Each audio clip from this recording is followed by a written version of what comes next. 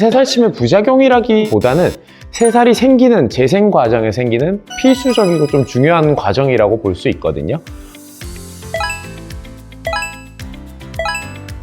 안녕하세요. 로다마니원 부산점 조현기 원장입니다. 많은 분들이 이제 흉터 치료를 하시기 전에 많은 시술들에 대해서도 이제 검색을 해보시고 또 그 중에 많이 검색하시는 것들 또 걱정하시는 부분들이 이제 부작용에 대한 걱정이실 텐데요. 오늘은 이제 저희가 메인으로 치료하는 새살침이란 시술에 대한 부작용이나 불편함에 대해서 좀 얘기해 보도록 하겠습니다. 어떤 흉터 시술이라고 해도 치료 과정 중에는 당연히 불편함이 생길 수 있는데요. 특히 이제 새살침의 부작용은 세 가지로 좀 나눠서 설명드리도록 할게요. 첫 번째로는 피부 재생 과정 중에 발생하는 붉은기에 대한 내용이에요. 저는 붉은기를 좀 얘기 드리면서 붉은기 자체가 새살침의 부작용이라고는 얘기 드리진 않아요. 새살침에 의한 붉은기는 흉터 밑부분의 유착을 끊어내고 혈액이 채워져서 이제 재생이 되는 과정 중의 일부라고 설명드리는데요. 시술 직후에는 일주일 정도 혈액이 채워져서 생기는 이제 짙은 보라색 같은 붉은기가 존재하고요.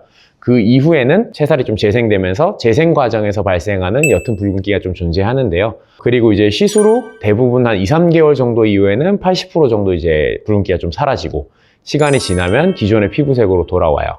그렇기에 이제 붉은기는 새살침의 부작용이라기보다는 새살이 생기는 재생 과정에 생기는 필수적이고 좀 중요한 과정이라고 볼 수 있거든요.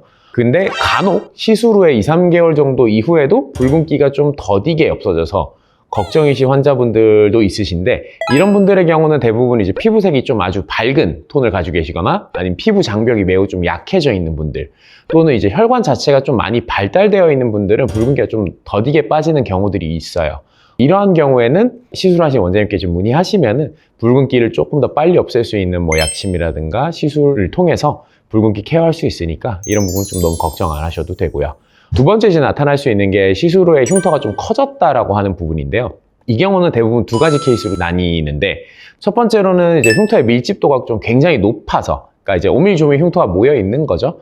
그래서 이제 시술 후에 붉은기가 좀 퍼져서 보이는 경우예요. 새살침을 들어가면 흉터보다 약간 조금 더 넓게 붉은기가 생기는데 흉터가 오밀조밀하게 이제 좀 밀집도가 높은 경우에는 이 붉은기들이 좀 뭉쳐져 가지고 시술 이후에 좀 이제 붉은기가 퍼져 보여서 흉터가 좀 커졌다라고 느끼시는 부분이 좀 계세요. 근데 이제 흉터를 만약에 딱 하나하나 떨어뜨려 보면 실제로 흉터가 넓어진 경우는 아니고요.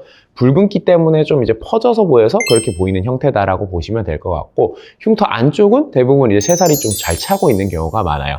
이런 분들의 경우는 이제 밀집도가 높고 좀 흉터가 심한 부분에 속하기 때문에 시술이 좀 더 진행되고 새살이 차고 붉은기까지 나중에 빠지고 나면 오히려 좀 흉터가 더 많이 좋아진 느낌을 받으시고 만족도가 높은 케이스들이 많고요.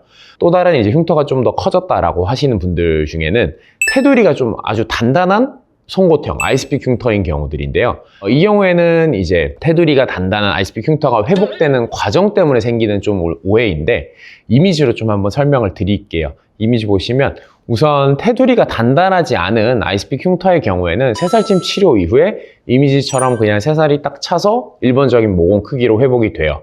이런 경우는 사실 문제가 되지 않는데요. 이제 하지만 테두리가 좀 단단한 아이스픽 흉터의 경우에는 이미지와 같이 치료 중에 단단한 부분이 오히려 이제 조금 튀어나온 느낌을 좀 줘요.